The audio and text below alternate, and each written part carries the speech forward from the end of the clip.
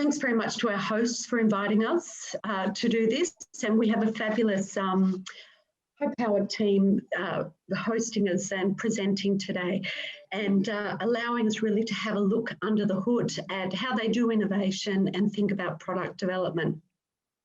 I'm Jackie Park. I'm the Head of Network Strategy and Innovation for IPI, the global network of journalists, editors and publishers. And these virtual visit program, it's an initiative of the global network as part of our global journalism program. It's a really simple concept. It's a way to share the knowledge that we're all learning around the world as we maneuver our media through the digital transition. And I'm excited to be visiting NZZ today. Their success with some of the big shifts in the digital transition, not least to reader revenues and product development, is widely recognised, and they're a company that likes to experiment, as we'll see today. And in a moment, I'll introduce our hosts, and we'll move to an introduction on what they've learned. And from there, we'll open it up to a conversation. And it's really over to all of you where we take the conversation with your questions. So do have them ready. And please don't forget to introduce yourselves, because it's important that we all know who we are and get to know each other. But it's also important because we're recording this, so for others who might view it at a later date. We've intentionally kept these visits small, and we do that so that we can really get down to a conversation in this hour and a quarter that we have ahead. So please keep your videos on, and lean into the conversation just as if we're in the newsroom at NZZ. Keep your audio off unless you're asking questions, of course. So to ask questions, you can either put it in the chat box and I'll know you're ready, or of course you can use the reactions box to find, raise my hand. And that's a really good way. We can really see that you're there and ready to do that. Okay, so we're thrilled to have, to be hosted by NZZ, as I said today, and to have, such a great team really out of their product and innovations team. So to start with the introductions, we have Sigrun Albert, who's the Chief Product Officer. Sigrun? Sigrun had some issues with her audio. I think she's logging in again. Yeah, fine. All right, we'll be back. We'll be back with Sigrun in a moment. Silvia di Gianfrancesco. Hi, everyone. Hi, yeah, Silvia's Head of User Experience.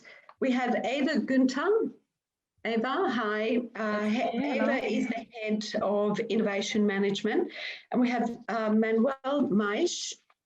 Manuel, hi, Innovations Manager. And we also have Alexander Mühlbach, who is the Product Manager for Newsletters and Podcasts. So is Sigrun back with us? Yes, I'm back. I'm sorry. Sometimes I'm losing the sound. I don't know what happened. Okay, don't worry. You missed my very small introduction. Yeah, sorry for that. That's fine. That's fine. So I'll hand over to Sigrun now, who's going to give us a bit of an introduction and background to NZZ, and then we have 3 presentations. So it's really kind of up to us how this flows, but we'll probably go, pretty much straight to Silvia, who'll talk a bit about the design process, the product development process, and particularly the UX design and audience centered process. Then we'll have Alexander, who'll talk about newsletters, and we have Eva, who'll then finish up by talking about the innovation process. So we may, have a conversation in between presentations. Let's see how it goes. Of course, it's quite relaxed and informal. Okay, thank you, Sigrun. Take it away. Thanks a lot. Just giving you a brief introduction on who we are. Sorry, didn't manage to click. Do you see my screen? Yes. Okay, great. So I posted you a picture of our main building in Zurich at Sechseleutenplatz and next to the Lake Zurich, where we sit and where we've been sitting for, I think, more than 150 years in that building. The Neue Zürcher Zeitung was founded in 1780, not in that building, obviously. It moved over to that some 100 years later, but we have this rich tradition of being one of the oldest publishers in Switzerland. And to say it a bit provokingly, for the first 200 years we did one daily newspaper. It's not really true, but that was our flagship product, of course, for many, many years. And not even a daily newspaper in the first years. It was published 3 times a day. And I think in the 1960s, they switched over to 2 days a day, and later on a daily newspaper. Today, of course, we are in very different waters. We're doing not only a newspaper, we are also doing a weekly newspaper. We are publishing magazines, and of course, mainly we are publishing our content online on our news platform, as well as in apps, in newsletters, in e-papers, in podcasts, you name it. I think more or less the same story as all of you could tell from their publishing houses. Digital subscriptions are of high importance for us. Probably like with most of you, we are concentrating on that and less on advertising revenues. And we had a huge growth in digital subscriptions in the last year during the pandemic. And of course, are hoping to keep up the good pace in the years to come. But this means a lot of work has to be done in terms of retention and new products and so on. So we're going to tell you a bit on what we are working on, as Jackie pointed out. Just to say where do we stand as an organization. A few remarks. Of course, innovation is very important to us. As you all know and experience yourselves in your publishing houses, I guess, our environment is moving very quickly, and it's a real challenge to keep up to that innovation pace with our own development. And of course, we're also struggling balancing the need for innovation and for new products, for new audiences and new customer needs, with the tendency to protect the brand and to keep the tradition alive. So we are in between that and always trying to find the right balance, which is not always easy, but I think we're getting better and better at that. And yeah, as Jackie already pointed out, so I don't have to make any further remarks on the program, I brought some of my awesome team members, and they are really awesome. It's not just a saying. And they will give you the insights on what we are working at. And I'm looking forward to that, and also to the discussion with you, and to hearing from your experiences, because as I said, we are all in the same situation, I guess. Handing over to Silvia. Thank you, Sigrun. Yes, so hi everyone. Maybe just a couple of words about me. So as Jackie introduced, I'm the head of user experience at NZZ. I joined the NZZ in 2019, during mid-2019. And actually, I joined a team that was called Product Design Team. And over time, we actually transformed this team into a full user experience team. And I think we can talk about that maybe later. This could be very interesting topics to tackle. Today, I actually prepared some slides. I'm going to time box actually my presentation, so I'm sure I'll keep it as short as possible. And I want to take you through, just let me share my screen quickly. I want to take you through a quick trip around a successful user-centered story at the NZZ, which is called the briefing. And I'm not going to talk about, you know, the entire project and how the project played out, but really want to dig into how we brought on actually the solution space mode, trying to put the user at the center of all of our activities. So just a second, yes. So this is the agenda I'm gonna drive you through. So a little bit of background story. So how we moved from basically the morning and evening newsletter to creating the NZZ briefing format, which were the identified opportunities that actually started the project. Talking about some challenges from a UX perspective, it's very important to identify who we design for, but also most important to understand who we are not designing for. I'm going to spend a couple of words here. Then how we started to tackle the big problem in the solution space, starting with a design sprint focused on user conversion. And then how through build, test, and learn activities, actually we brought the product live as it is today. And it is still actually the development and the testing and all this process is still ongoing, which is something very nice. And then I'm also going to take a quick look at, was it a success from a data perspective? So just to start, this is a very, this is a simplification, a visual simplification of the products that we started with, we initially had. So we used to send every morning a morning newsletter around 7:30 a.m., but not at a precise time every day. And same would happen in the evening around 5:30 p.m. Sorry, I have a typo there. The content of these newsletters were actually like abstracts of articles that we would link the users to.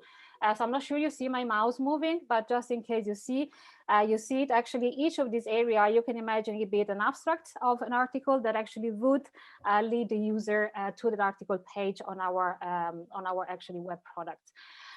And then we actually had the briefing online. So the briefing was actually a way to summarize what is important for our readers that happened, you know, in the recent hours. And we would just link one small part actually of the morning and evening newsletters to the actual briefing online. So out of looking at data and going through observation, we identified different opportunities from two sides, right? Both from the reader side and also from the NZZ side. From the reader side, so we understood that we actually had 3 different products that offered actually a similar content, so offering a compact overview of the news. Each of the 3 products looked and felt different, but also had different content. From a reading experience, also the NZZ am Morgen and am Abend, so the morning and evening newsletters, and the briefing online were actually used by our readers with a wide range of different goals and due to a large number of sometimes even opposing needs. So this looked like still an AN product that actually tried to serve everyone. And, you know, from a UX perspective, it's pretty well known that when you try to serve everyone, in the end, you're not focusing on anyone. And therefore, there are actually more consideration to be made around our readers. But also from our side, so from the back office side, we identify some good opportunities to save time and effort. So basically in the production of these newsletters and this content, around 15 editors and journalists were busy in creating like the compact overview of the news of articles they created before, often as a task alongside the actual everyday task. As a matter of conversion, so we actually had quite a high reach from a newsletter perspective, but we never used the newsletter to acquire new subscribers. The articles that I was talking about, they were linked to our actually online product, were linked with the exclusion from the paywall. So basically, we were giving free access to the content to our morning and evening newsletters readers. Also on the advertising side, so again, despite the high reach, we never seriously try to market the newsletters to advertising customers, which is another good identified opportunity from a business perspective. Yes, but here, as I said, so I'm gonna take a particular look at the UX activities. So to show you high level as a summary, this is actually our UX trip that we took. We started around Q2 2019.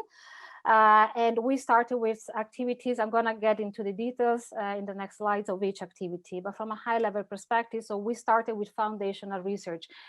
Usually, so foundational research simply means that is a type of research that you run when you have not yet precisely pinpointed a problem and you're still investigating on what precisely is the problem that we're going to solve. We follow this up actually with qualitative UX interviews, so talking to our users in one-to-one sessions. Out of this, we identified which target groups and user needs we wanted to tackle with this project. And then we started to get into solution mode, getting into a design sprint activity. And then we started to get into production mode with a build, test, and iterate lean approach. So this is also to give you a timeline, so Q2 2019, and everything is actually still ongoing. So it's a process, right? What I want to say here is that not everything is tackled, let's say, in one quarter, but it's an iterative process that we are continuously working on. So going back, remember that in the beginning I talked about understanding who we are designing for, but most importantly, who we're not designing for. And all these research activities were aimed actually at finding that out. So we started from the foundational research perspective with one qualitative survey with the goal to understand the needs and the satisfaction, but also the context of use of our morning, evening, and briefing product. So more than 4,000 users were asked online what they appreciate about the current briefing products and which area of improvement they would have identified and actually how they use the products. We then followed up actually with a second survey to dig into actually the learning that we got from the first survey. So with the goal to understand the needs really and the usage behavior when obtaining a news overview. So what do the user needs actually to have enough information for them to be happy and satisfied about what they need to know. Here, more than 600 users were asked again online how they're currently getting an overview of the news in general, and more in general, we digged into what their needs are. Once we learned here something about our users, most importantly about the consumers of morning and evening like news overview, we actually followed up with one-to-one interviews with the goal to really deep dive into the readers' needs. And we ran a total of 16 hours, 1 hour in-depth interviews with users in order to follow up what we learned through the surveys. And we actually surveyed 10 users in Switzerland and 6 users in Germany. So the NZZ is based in Switzerland, but we're also actually expanding in Germany. And you know, from a UX perspective, from a cultural perspective, there are actually some differences that are very important to actually dig into an understanding at the beginning of a project. Out of this, as I was saying, I'm trying to go faster because I'm running out of time. So we actually identified which user groups we wanted to focus on, right? So here you would see how all the NZZ readers were grouped based actually on 2 axes, on like the type of involvement that they have with the NZZ, but also versus whether they are like interested in one particular theme or area, trying to look for the English word for resort, but anyway, a section, let's say, or versus who has a generic need to have an overview of what is happening on different sections. So we identified, for example, users that benefit from the offer only of the briefing, users who regularly read the briefing and actually visit our homepage, but also the regular user of specific departments. Actually, that's the word I was looking for, topics. And we try to focus only on these 3 groups of users. Then, as I said, we started to tackle with all the information that we had the big problem, starting with a design sprint. I don't know if everyone is familiar with the design sprint format. Design sprint is a format that has been popularized by Google a couple of years ago, and it's nothing different than basically it's a very condensed version of the whole design process that also includes testing with real users. So at the end of 5 days of focus and intense work, the goal is actually getting out of these 5 days with learnings that actually come with testing our hypotheses and ideas with users.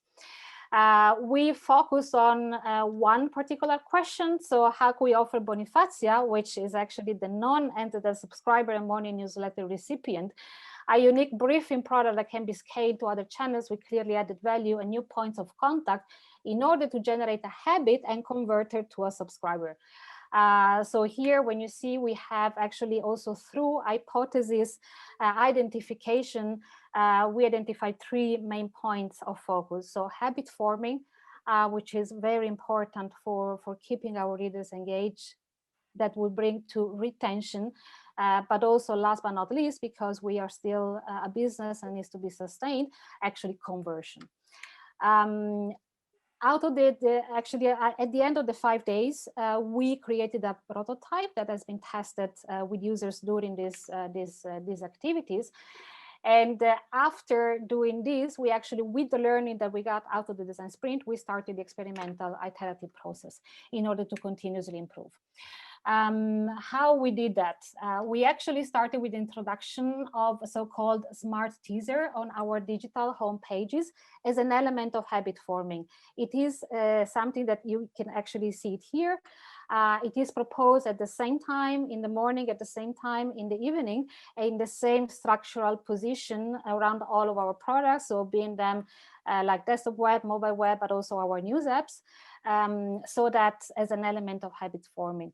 At the same time, tests were run in parallel with the existing briefing production, but tests also as a matter of content structure and content creation. And basically 1 extra briefing was created every day for 4 weeks. So this was quite intense, but at the same time, great learning and testing. Was it a success? So if you remember, we started with this overview, right? Morning and evening newsletter, the briefing online, 3 products that in the end, they all should serve the same needs, but at the same time, they felt like very different product to themselves. And so with the goal of creating the creation of a format. And we actually transformed our products. The morning and the evening briefing are now sent every morning precisely at 6 a.m. and the briefing is sent every evening precisely at 5 p.m. Not only this, we have introduced conversion elements actually within the content of the newsletters themselves. And as I was describing, the smart teasers that actually are the habit forming elements that takes the user to actually consuming also the briefing content online when they feel the need of doing so. Maybe just taking a look at some data. So I can't, for obvious reasons, like sharing the precise data, but I wanted to share maybe a couple of indications on whether this was a success or not. So when we look at the morning briefing newsletter, the key metric that we keep an eye on, that we measure, are unique opens. Here in the morning newsletters, the year-over-year, these are data from 2020. So year-over-year growth was in total of 42%. And for the evening newsletter was even bigger. So year-over-year growth was 255%. But I think the very big learning here also is looking at the conversion. Basically, we moved from 6 to more than 6,000 trial subscriptions that were generated by the newsletters, and of which 55% of those converted in full subscriptions. So looking at this and just thinking about this enclosure, some key takeaways. First of all, a product is never done. We are continuing the experimental approach to improve the briefing experience, and maybe this is also something that Alex is going to touch upon. There is an A/B test that just started yesterday around the subject line of the newsletters in order to understand which ones could actually perform better. here, so users, readers, and customer, they need to be brought in at every step of the process when we want to actually, when we're really focused on launching a product that serves our user needs, and we really want to be user-centered. In some industries, a user-centered culture became a mean to survival. And this is really my humble, super humble opinion, considering that I come from the biggest part of actually my career comes from e-commerce. And I joined the media industry almost 2 years ago. So this is just my purely personal observation. And then last but not least, happy users actually means happy customers, which means also thriving business. And actually these were my 2 cents on this topic. Is there any question that want to be asked now, or should we? We have a question. Yeah, sorry, because I couldn't see the chat. Yeah. Yes. Silvia, can you take the screen? Yeah. Down now so we can see everyone again. Yeah. Okay. Yes. So, Corinne, go. You have a question. I do. I've just recently finished working on my first ever human-centered design project, which has changed the way I think about everything. And I just wondered, you know, when you start this process of working with a group of users and you develop a prototype, it can go completely off-piste and they can hate it. You know, that's just the nature of consulting users. So I just wondered if you'd ever had something go completely not where you wanted it to and what you did to respond. Because it's all very well when it works great, but if it goes, you know, pear-shaped, it's like, oh, okay. Yeah, I mean, yes and no, as in generally, so when we test a prototype, we test with a task-based type of testing. So we drive the user, we ask the user to perform a task, right? And then we observe how they do it. Based on this, generally, so it's a process of validation, right? So validation implies also unvalidation or invalidation. I don't know what's the best English word for that. But having, you know, disaster, I think, is the best word. That could also be, right? So when you encounter something like that, it probably means that the hypothesis that you started with maybe were not the right ones. And then so this means that you have a need for reiterating around that. Nonetheless, I believe that even when you test a prototype with a user and the testing is a disaster, you get enormous amount of learnings on why was it a disaster, right? And this is the real richness, or the reason why we need to run research and test with our users, is actually not to validate our initial ideas. I did a great job as a designer, but it's really to understand what our users needs and consider that not even the most genius designer in the world can you know, find the #1 solution to any given type of problem. So it has to be an iterative process. So I think, yeah, disaster needs to be included and a part of the process. Yeah. Maybe to add to that from my side, so Silvia showed that we tested the prototype in 3 different rounds in the summer of 2019, and actually we had to kill a lot of stuff in the first prototype because users didn't understand some parts of it. So the general idea was working, but several different parts were not. And then we did a second round, and then we realized sometimes that even our improvements that we didn't make, still didn't make any sense. So we had to go in for another 3rd round and test certain aspects there again. So there were definitely like 30 or 40% of things that weren't working in the first prototype. And sorry, go on. No, I was just adding up saying, and it has to be expected, right? It's not something that needs to be a frustrating experience.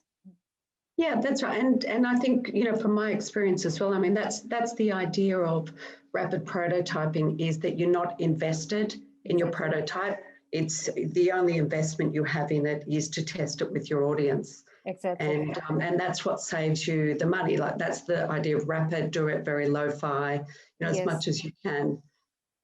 Exactly. And we know budget money investment, right? How much can we learn that we're ready to throw away? before writing even one line of code, which we know is very expensive. Yeah. Okay, so Alex, maybe it makes sense to go straight to your presentation then. Sure. I'm gonna share my screen in a second. Oh. Now it's difficult for me to do that because I haven't given access on my my laptop to Zoom yet. Oh, okay. 1 second. Should have checked that before. All right, I have to restart my Zoom. I'm gonna be back in a second. I'm sorry. If you want, send it over to me and I'll share it if it's easier for you. I'm gonna be right back. I think. Okay. Okay. All right. Well, we'll talk amongst ourselves then, shall we? Who else has had experience with you know a design sprint or you know this kind of thinking around product development?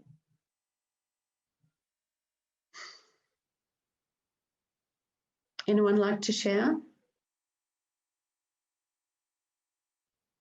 Nigel, you must. I mean, you have the Nigel and I, oh, so sorry. Nigel and I, we are in the Craig Newmark School of Journalism's new cohort, product immersion for small newsrooms. Yes. So I don't know about Nigel, but this is a very first time for me to be introduced to the product thinking and human-centric design. I'm quite surprised that I never heard of it before, since it really puts the audience at the center of every product and every thinking about the audience itself, and it really enriched my view about how to reach new audiences and how to retain them. So I'm strongly in favor of introducing more and more journalists to product thinking and human-centric design, since considering all the troubles we are facing, it might provide a solid answer. Yeah, and Gülsün, just could you introduce yourself? Oh, sure. Sorry. My name is Gülsün. I'm a journalist from Turkey. I work as a freelance reporter for the New York Times Istanbul bureau, but it is concealed for security reasons. So if you Google me and do not see my name on it, don't think that I'm a liar. And meanwhile, I also, again, I just recently dipped my toe in product thinkings. I launched a newsletter focusing on the stories provided from the senior citizens of Turkey who faces much more harsher lockdown measures than any other segment of the population. And I'm also in the phase of, I'm also currently developing a new podcast. Hopefully it will be the first ever long form narrative audio investigative podcast in Turkey. So a lot of going on, and I highly appreciate all these virtual visits. They are highly informative. So thank you again, IPI and Jackie and Milica for putting all this together. And I'm really looking forward to learn from all of you. Thanks. Okay, shall we come back to you, Nigel? I'd love to hear your view after Alex's presentation. No problem. All right, it should work now.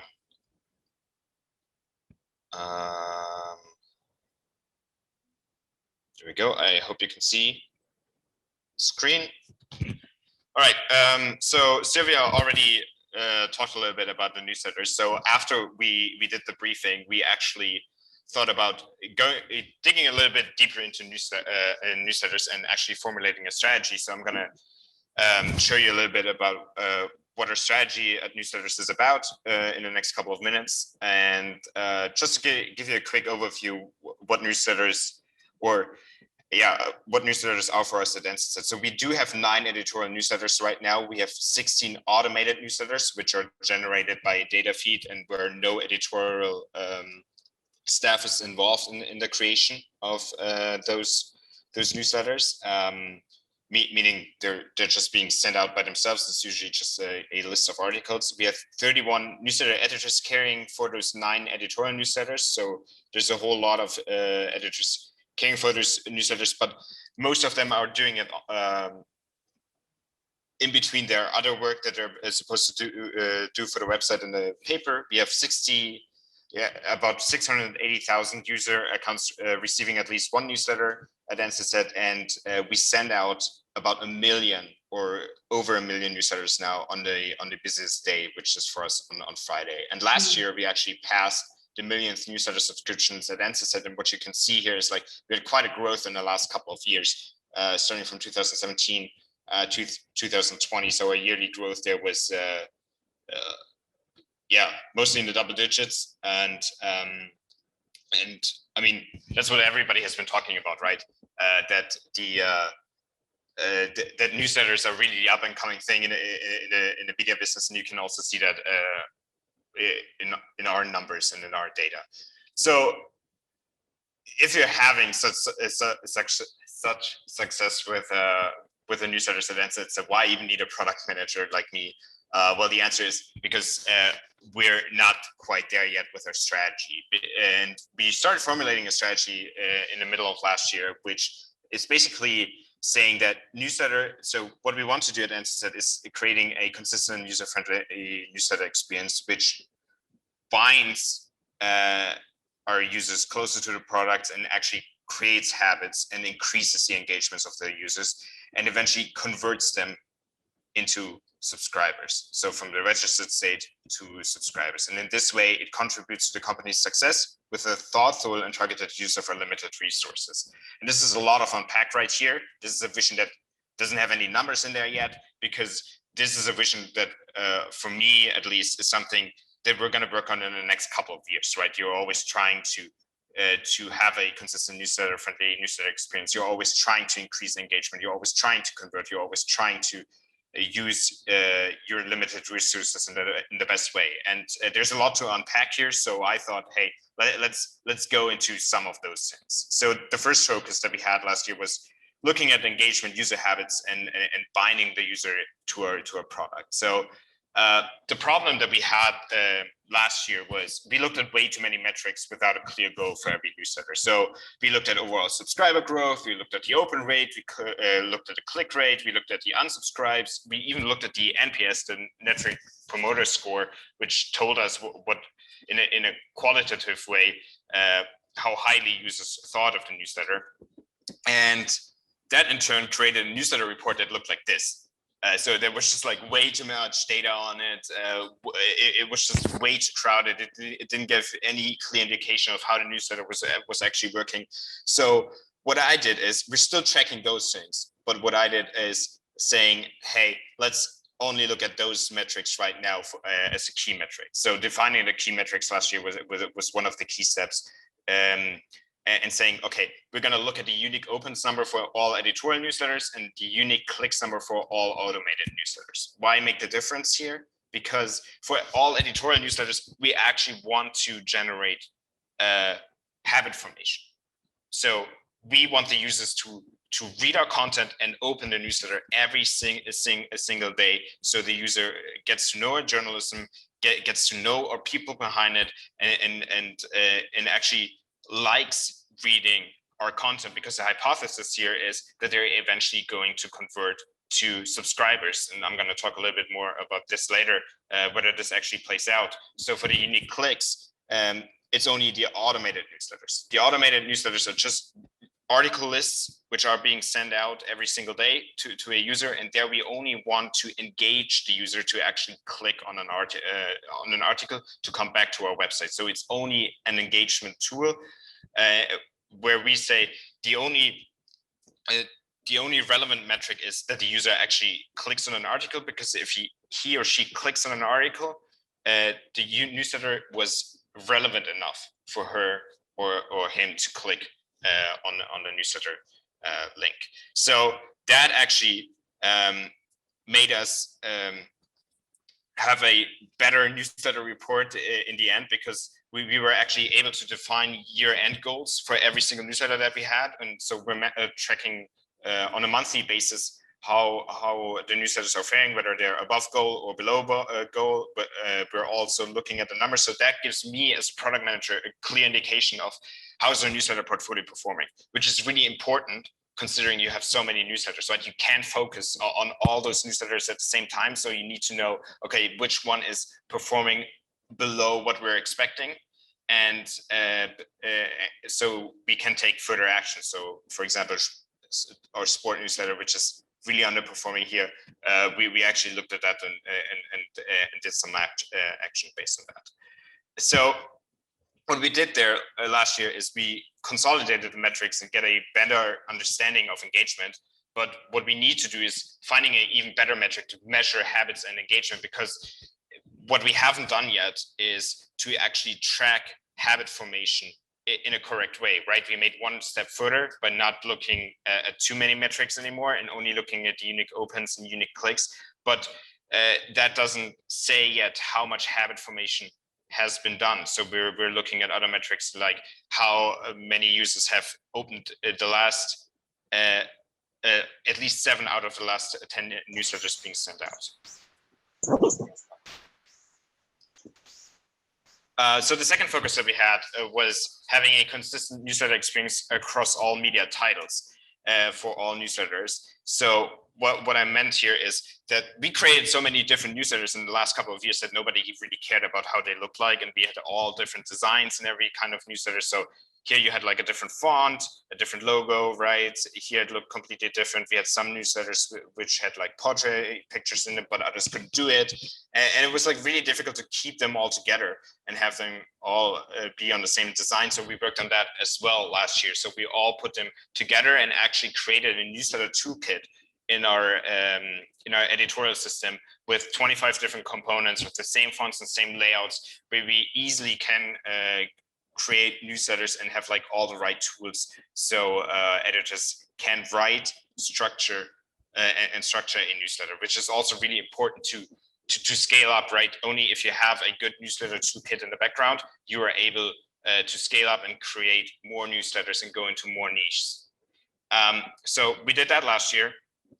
And then the third focus is having a thoughtful and targeted use of our limited resources, which was also a big issue for us in our company. So the first goal was to reduce the development time needed for newsletters. So last year, it took us in 4 to 8 and sometimes even 12 weeks to get a newsletter out. That's also one of the reasons why the briefing project took so long. It's not only because of user research, but also that was a main part, which really, I mean, to be honest, sucked, because last year, when the Corona crisis happened and we were talking about whether we want to put out a Corona newsletter, we decided against it strategically because of the briefing.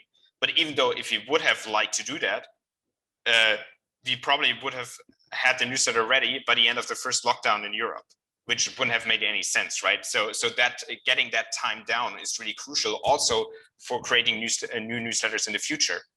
And because then we can try out something and then stop the newsletter again. If you're doing that right, or if you had done that last year, if you would have created a newsletter and then decided 3 months later to shut it down, everybody would have said, well, we just developed it for 4 to 12 weeks.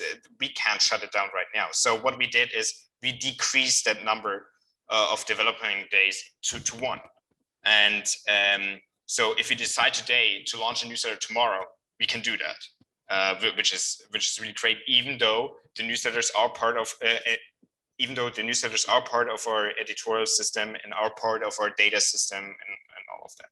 So second goal was to shift our editorial and marketing resources to the most promising newsletters. Like Silvia said, tomorrow, right? We created the briefing last year. We actually moved several editors onto the briefing. So we have 6 authors writing just for the briefing right now, 4 of them being freelancers, 2 working full-time just on that. And then also we had 2 other newsletters. One is a wine newsletter and the other one is a opinion newsletter for Germany. We actually moved marketing resources on the newsletter for Germany. And then for the wine newsletter, we actually turned this one from an automated newsletter to a newsletter in which our wine critique editor would write the newsletter on a weekly basis, and more people started opening those newsletters up. So the growth you can see here is in unique opens.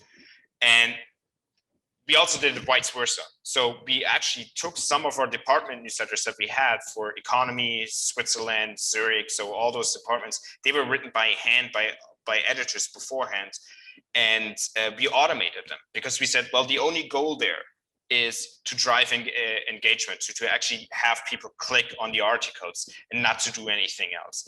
And so we freed up a whole lot of editorial hours by moving those newsletters from editorial to automated.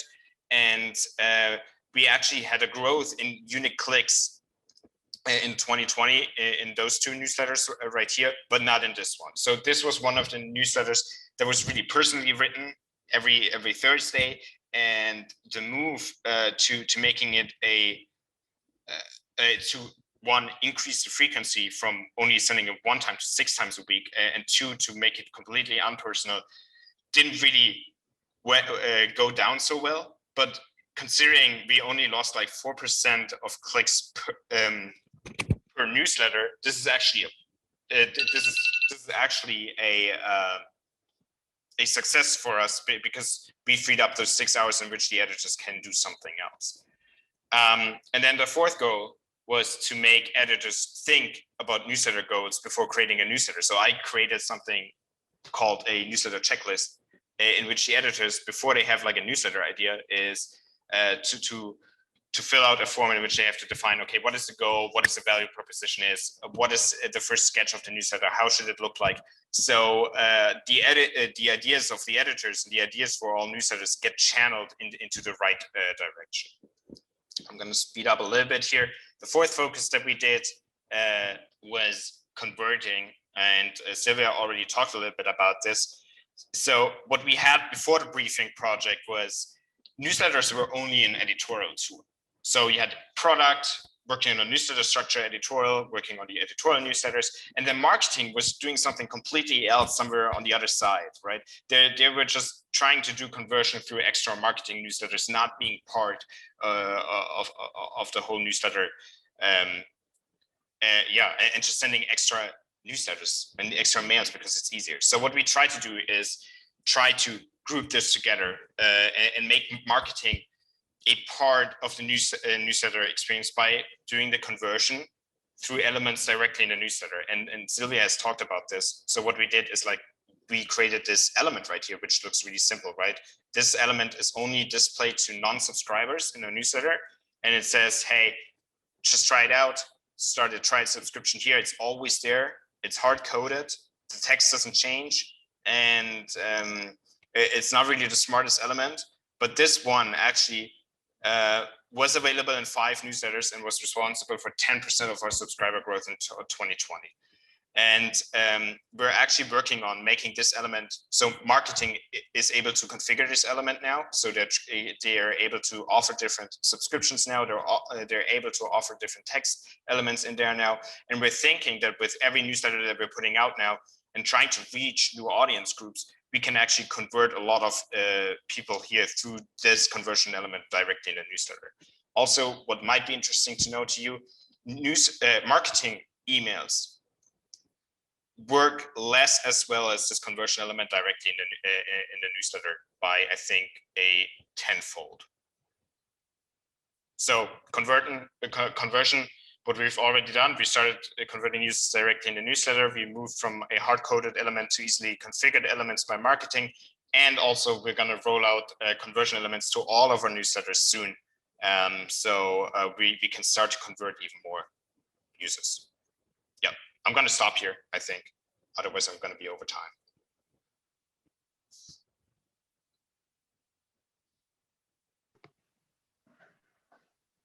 Okay, thanks, Alex. Any questions? Anyone want to pick up the conversation now, or shall we go straight to the next presentation from Ava? Yeah, let's do that, Ava. Okay, so I try to share my screen, and 1 moment.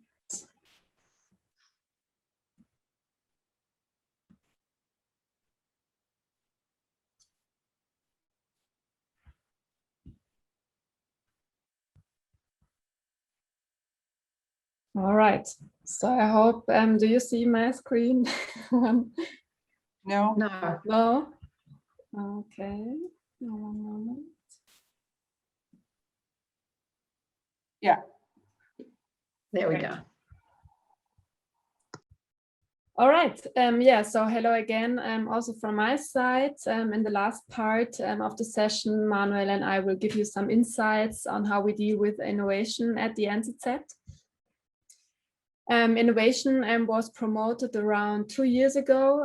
Since then, we faced a lot of challenges and still do, of course. And we also had the chance to already launch a few innovations in the last months.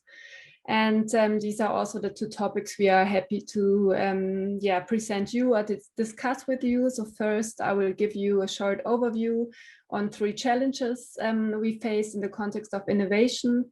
And second, Manuel will give 1 example on how we bring along the customer to launch new innovative products with the example of our daily podcast. All right. So the first challenge I want to talk about today, I don't know if you all have an innovation team at your company, but yeah, the first challenge we had to face is the definition of innovation. When you decide to have a dedicated team or a division in your company to work on innovation, one of the first big challenges is to define what innovation means to you.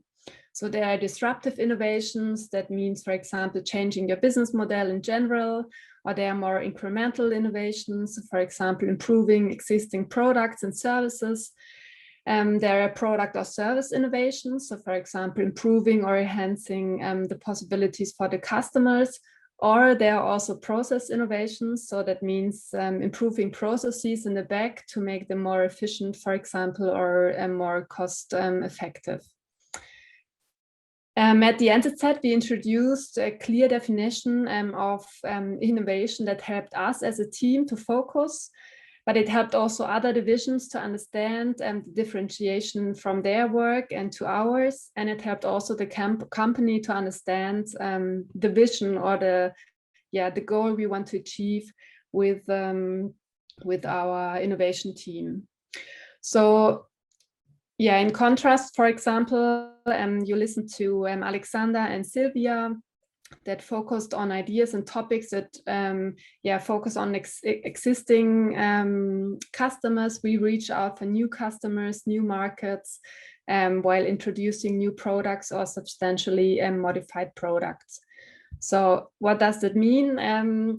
We orientate ourselves at the so-called Ansoff matrix. It helps us to identify what is in scope for the innovation team and what is in scope for the product management, where Alexander or our digital product team, where Alexander and Silvia are part of. So you see on the left, you see, we try to decide or to identify if an initiative or an idea we want to follow on refer to existing target groups and markets. If a new idea or initiative tries to reach new target groups or even new markets. So for example, the NZZ is based in Switzerland, but we also, or like in the last 2 years, we try to establish our brand also in the German market. So that's the one dimension. And the other dimension is the question, do we work in our existing products? So for example, our digital product or the newsletters Silvia and Alexander were talking about. If we think we need to substantially modify the given products or our given products, or if we want to introduce even new products. And I don't know if the color, if you see the color, so all that is light purple would be in scope for the innovation process. So if we really want to establish new products or modified products, if we want to reach new target groups or new markets, then that's something the innovation team takes care of. So for example, Manuel will talk about our new daily podcast we launched last year. So a podcast in this case, we understood as a new product where we of course want to make our existing target groups happy, but also maybe try to reach out for new target groups. We have, for example, the market. It's a financial platform that works independently from the NZZ. That's also something we understand as a new product. It's somehow independent from our core product. But yeah, for example, the newsletter, improving the newsletters for our existing target groups would be something the product management takes care of, and of course also has the goal to be like innovative and bring like new ideas and features into our existing product. But yeah, that's where we separate our two teams. All right, so yeah, that is the first challenge you might also face if you want to establish, or maybe you already did, an innovation team. The second challenge I shortly want to refer is the way we want to deal with innovations. So innovation is often associated with creativity, thinking out of the box, flexibility and newness, and that's absolutely true. However, innovation also needs, or finally needs to be like a structured, has to be, or to use clear methods, and also we need to establish the right mindset. So at the NZZ, we implemented an innovation process that guides us from a first fuzzy idea to a concrete product that we launch in the market. So here you see our innovation process. We follow 5 phases in total, each separated by a stage gate. So where the management board decides if the idea will pass to the next phase or the next level.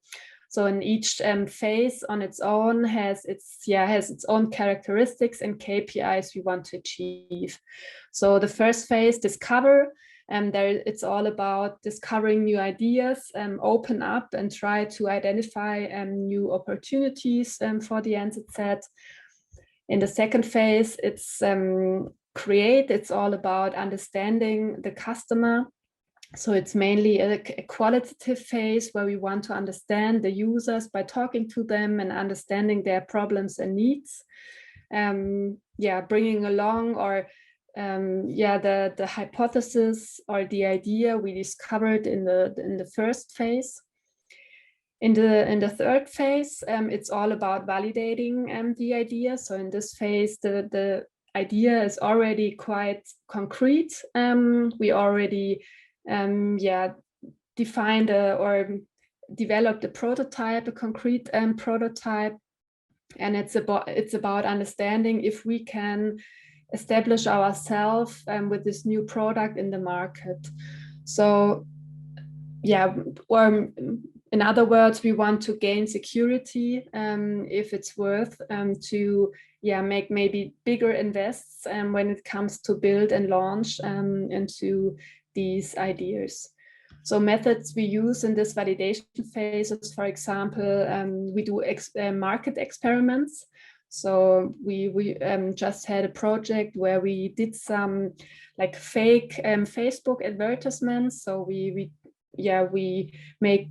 advertised the product which did not exist yet, but we wanted to understand if people are interested and if people are clicking on the ads to understand if there is a market interest in this product.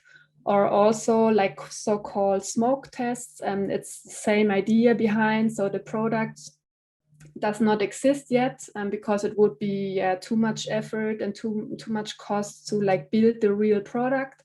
But you can always like advertise it and try to maybe collect addresses or like a community that says we're quite interested in this product and want to be part of further developments.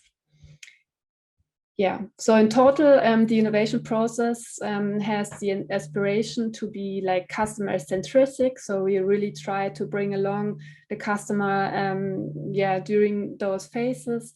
Manuel will talk about this in a second. we want to be like cross-functional. Like the task or the things I just talked about really requires different skills and different competencies from our company. So the innovation team like guides through the process, but of course we need to involve experts from the company. And yeah, we also, I mean, it's a process, but nevertheless, you see here the little arrows that go around these phases. So we still want or need to be flexible in each phase, either what might be the next step that makes sense to follow on, or also like the mindset to say, okay, we developed the prototype, but it's not that convincing yet, or we noticed maybe it failed in the validation test. So we step one step back and try to come up with a new way or a new idea. In short, the last challenge I want to talk about before I hand over to Manuel is about the involvement of the company. I already said it, that it's really like the involvement of other teams, the company, the management board into the innovation process is really key to success. So not only we as an innovation team need to understand, like given customer problems or like solutions we invented, but also like other team members. And by bringing together these different skills, competencies, and functions, we will even better address these issues, brainstorm ideas, or help to develop the innovation. So one short example where we really try to involve the whole company is like the first phase I just showed, the discovery of new ideas. So on the left, you see like 3 parts we always keep in mind. So first, what kind of customer needs do we identify or do we want to address? What kind of new technologies are coming up we need to take care of, or maybe make our lives or the product life easier? And of course, the third aspect is always how or can we, what impact has it on our business? For example, are we able to earn more money out of it because it might be an interesting upsell or a new product? But sometimes the goal of a product can also be like the reach function to try to get to new customers, or maybe also like some kind of retention function. And on the right, you see the NABC canvas. That's not something we invented, but the method we use for collecting new ideas. So for example, or like we try to encourage the whole company to hand in ideas, and that it's easier for them, but also for us. We ask them to like formulate simple hypotheses about an idea. So what customer need does stand behind the idea? What is the approach you want to address these customer needs? What is the benefit for the company? And also if there is already relevant competition on the market. And in a cross-functional team, we discuss then about the scope of the idea and the potential, and decide if we want to deep dive and follow up on these ideas. Of course, there are more examples how we involve the company in total, but I think that's okay for now. I'm happy to follow up on questions if there are, but for now I will hand over to Manuel, who will give you a short insight on the innovation project and its customer centricity. Right, thanks so much, Eva. Hello, everyone. Thanks for the invitation. It's really nice to be here. So I've been an innovation manager in Eva's team for about 2 years. And now, following on from the innovation process, I will introduce you to a past innovation project in more detail, really focusing on the build phase of the process. So next slide, please. In June 2020, we launched our daily podcast format, NZZ Akzent. That's a show produced from Monday to Friday, in which each episode delves into a single relevant topic through an expert interview. And the podcast can be accessed free of charge, with the strategic goal of generating reach and awareness for the NZZ as a high quality media brand in our home market of Switzerland and in our secondary market of Germany. And right from the start, the podcast was very well accepted by listeners in both countries. And now, having about 10 months of data, I think we can proudly say that we are running the most successful private podcast in Switzerland and also have significant traction in Germany. Next, please. So in the following minutes, I would like to talk about how we got there, how we created a successful new audio format through a user-centric approach. And as you can see in the middle, we used two main sources for feedback during the creation process. So internal feedback, of course, and also external feedback through a dedicated podcast beta community. I will now quickly walk you through how we built and engaged that community and how we implemented feedback accordingly. So next slide, please. All right. So to onboard people to our community, we just used a simple sign-up form where we asked for people's email address and some demographics. And additionally, and very importantly, we intended to cluster participants later on. So we asked how often they are already listening to podcasts in general and how often they are already consuming our newspaper, NZZ. And the link to the podcast community sign-up form was spread organically through our own social media channels with the incentive to receive early access to a demo episode and provide feedback on it later.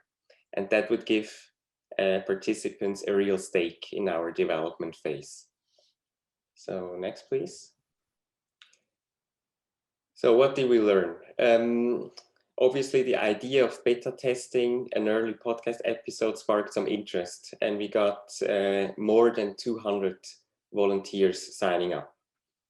So registration was possible during 90 days because we had planned very generously in advance. And such a long time frame proved to be unnecessary as we figured out that 80% of the signups happened within the first 12 days. So in hindsight, this seems obvious as our social media posts only had a certain lifespan as well. And you can see that in figure 1, how the community built up over time. So yeah, we could have built it at shorter notice. I think that's an important lesson learned here. And knowing the media consumption habits of our members proved very valuable as we could build 3 segments, as you can see in figure 2. So we have 2 axes, very similar to the chart that Silvia showed for the briefing habits and personas. So we have the general podcast consumption on the vertical axis and the NZZ consumption on the horizontal axis. And we ask for this information during the community sign-up process. So the members in green show a medium level of interest for NZZ and the medium to high affinity to podcasts in general. And this was our primary target group, that we saw a chance for the podcast to drive them closer to our journalistic core products. The members in yellow are close to NZZ or are even subscribed to it already. So strategically, there is no need to target them again. Yet the podcast could serve as an engagement or retention measure. And the members in blue either show little proximity to our brand or little proximity to podcasts. So at least in one dimension, they are far from our endeavor, and therefore we classify them as a third priority, probably getting into focus rather in the long run.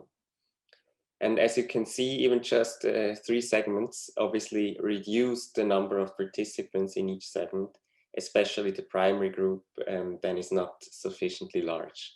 And as a very basic lesson learned, we should have monitored the participants as they were coming in, and then should have recruited more users in the primary segment. Next slide, please. So finally, when the podcast editorial team took up their work and produced the first demo episode, we turned to the community for the first time and shared a link to that demo episode with them. And after listening, the participants went through a questionnaire with qualitative and quantitative questions. So the questions ranged from the style and making of the podcast to the level of provided analysis, to very specific details. For instance, if we should translate original language audio quotes into German.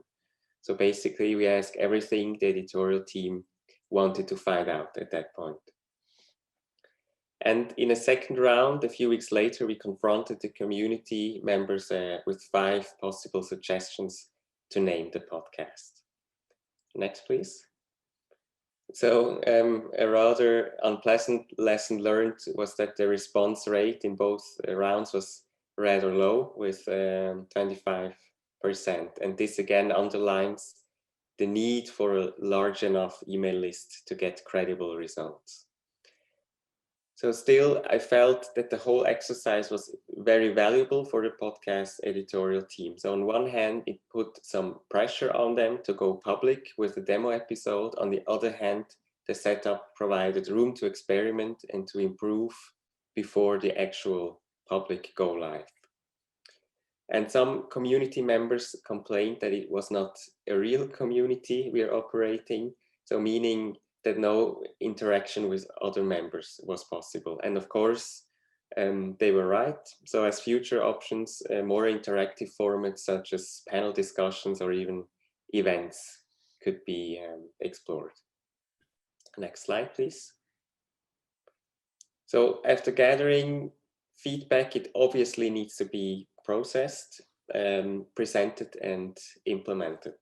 And the first parts are easy. The data can be presented to the stakeholders as charts and summaries.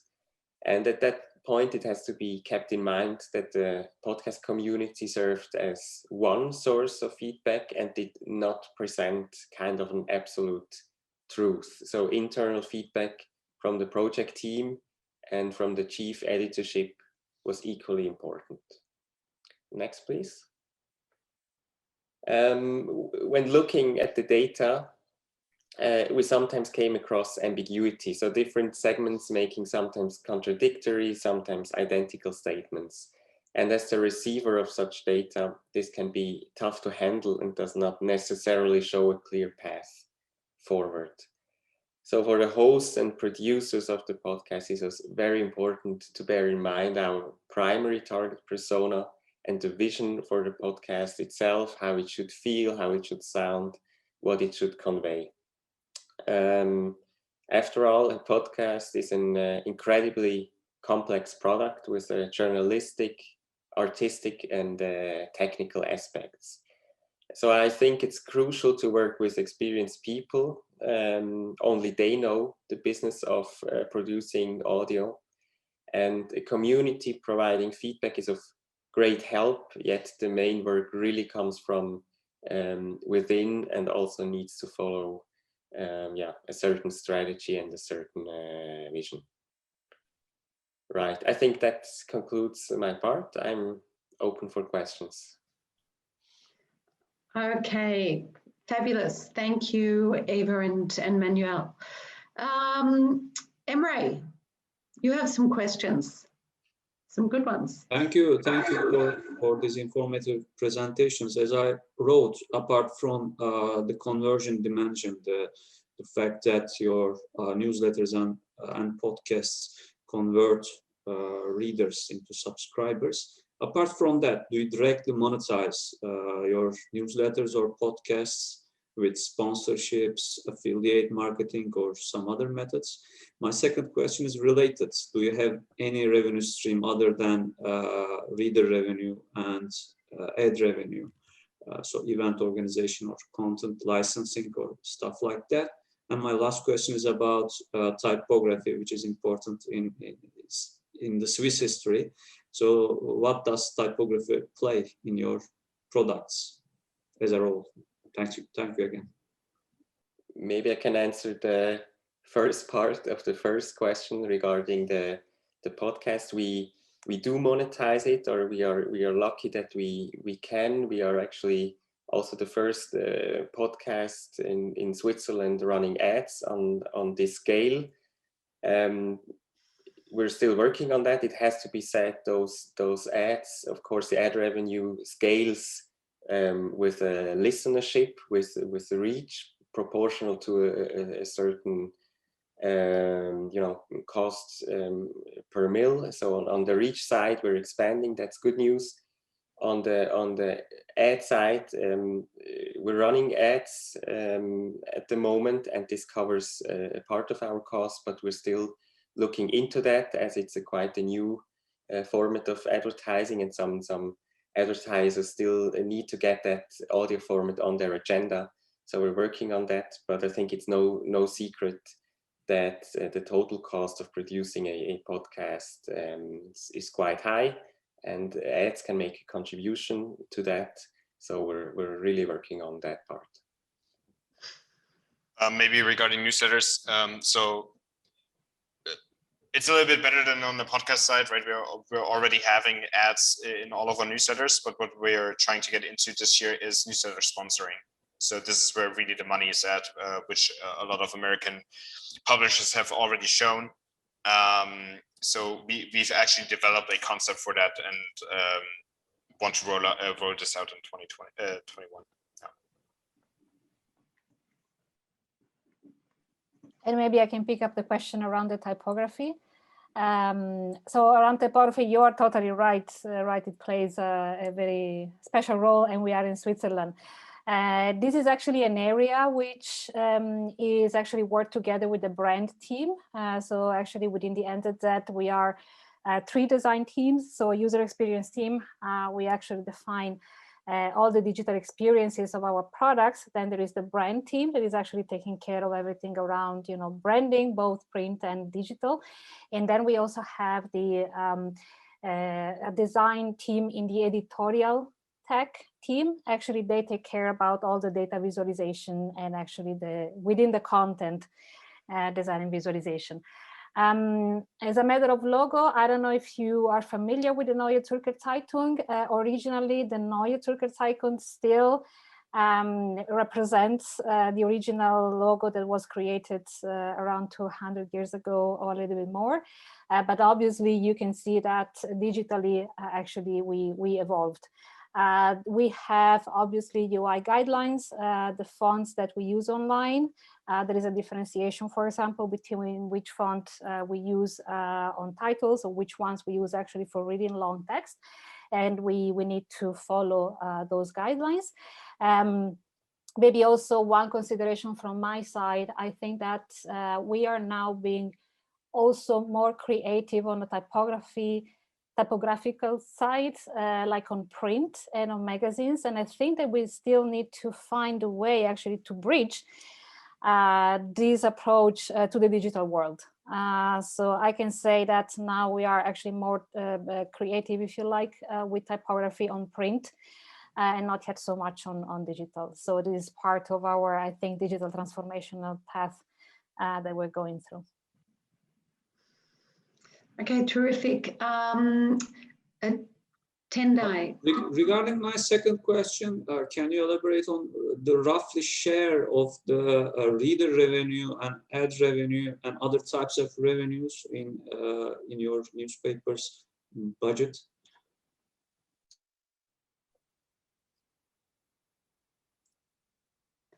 So I think historically it used to be 80% coming from the ad market, 20% from the readers market, and we're not quite there yet to turn the numbers around, but as far as I'm informed, and I think we can share that because it's a similar number with other publishers going through the same challenges and transformation, is that we clearly have more than 50% revenue now coming from readers, our subscribers. Maybe it's even more than 60, but clearly it has changed, and that's our main focus. Yeah, for the future to really focus on the subscriber market and increase the revenue there. Thank you. Okay, Tendai, did you have a question about whether it's ethically safe to advertise a product that does not exist? So maybe I can give the answer, or yeah, because it was part of my presentation. So maybe I need to be more clear about that, because of course we are transparent in the second step. So the first step is really like people show some interest, maybe through clicking on an ad, but it's still very like a high level advertisement, and then people land on a landing page, and there of course we tell them, hey, we are working on a product like this, cool that you have some interest. Are you interested to maybe give your address that we can inform you if the product is launched, or even are you interested in helping to develop the product even further? So yeah, it's only like the first step where it's not really clear if the product exists or not, but in the second step, of course, it's important to be transparent, and yeah, but I think it's a good question, because we had the same issues or thoughts beforehand, but we really had some good experiences, and people really think that it's cool that they're like being involved in the process, and yeah, so I think that's fine in this way. Okay, and Nina, you have a question?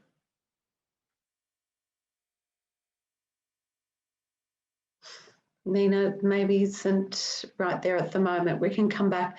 All right, Tenda, you have a follow-up question on newsletters. Do you want to go ahead? The follow-up question? Yeah. Yeah. What I was just wondering, I know you've all touched on it a little bit. I was just wondering, how do you really select the target groups? Because that's what I'm struggling with. Not to have too many newsletters. How do you select a homogeneous set who would have similar interests and say, okay, this is big enough to produce, a newsletter specifically for that number? How do you actually pinpoint that target audience? To be honest, that's a good question, and something we still need to tackle, right? The stuff I've shown you today basically got us to a point now where we can experiment with that and actually get into the right target groups. And this is something we're trying out this year. So what we're doing there right now is identifying topics mostly that could be interesting, where we either know from the website or from like general trends what could be interesting, and then also see what fits with our brand, and what fits with the target group that we actually want to reach. But that's something we also still need to figure out. I think this is going to be easier for us now that we can like easily develop and then get rid of newsletters again. But this is mostly what all of 2021 is going to be about in the second half. Yeah. Okay. Alex, you talked in your presentation about getting the kind of build time down for the newsletter from 4 to 8 weeks to 1 day. And I think that's something that a lot of newsrooms, particularly small newsrooms, struggle with, is having that kind of innovation infrastructure in place so that they can, act quickly and throw up new products to test. And so I wonder what advice would you have, for how do you do that? How do you do that simply, I guess? That's a good question, because every media company has a different technical setup, right? So I think what is important is to send the newsletters out with a system in which you can store the data of the users. Because if it's like a completely different system, like let's say MailChimp or some other tool, right? It's good to create newsletters easily, but you don't have the information there what the email subscriber is. Is he or she a subscriber? Is she not? So that's the first thing you need to do. So you need to send the newsletters from where you have your data stored. Then the second thing is, and I think that's important for editors, is have a real simple tool where you can write the newsletters. So not get too much into HTML stuff, because then you really narrow the amount of people down that can actually write the newsletters. But to be honest, there is no right and wrong here in terms of how to get the number down. I think what you need to do is like to max out everything that you have from your systems and create like an easy API between those systems, and with not a whole lot of technical implications involved. Yeah. Okay. All right. We're kind of like getting to the end of our time, and so I want to throw it back to really all of you, our hosts, and you know, all of you who have joined us on the visit, just to ask your reflections, thoughts, and I might go first to Nigel. As someone knew my name would come up. Could you just introduce yourself, Nigel, again? Thank you. Just Nigel from Zimbabwe. I run an